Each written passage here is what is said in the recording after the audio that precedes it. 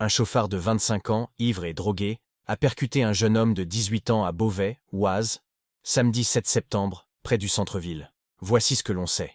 Il était environ 16h30 quand cet accident s'est produit dans la rue de Bretagne, près de la gare routière, dans une zone limitée à 30 km/h. Le chauffard roulant à pleine vitesse a terminé sa course dans le mur d'une maison, après avoir percuté la victime, un cuisinier de 18 ans. Les secours n'ont rien pu faire pour le sauver. Le chauffard était en état d'ivresse et conduisait sous l'empire de la cocaïne.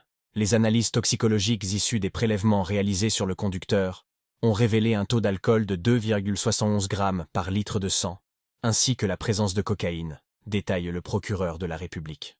Le suspect a été interrogé à partir de jeudi, dans le cadre de sa garde à vue, à sa sortie de l'hôpital. Interrogé par les enquêteurs, il a admis que le jour des faits, il conduisait à grande vitesse après avoir bu plusieurs canettes en affirmant ne pas se souvenir du moment de l'accident, raconte le procureur. Plusieurs témoins ont déclaré que le conducteur avait bu une grande quantité de whisky quelques minutes avant les faits. Son casier judiciaire porte la mention de 5 condamnations, notamment pour avoir commis des infractions de même nature, selon les informations.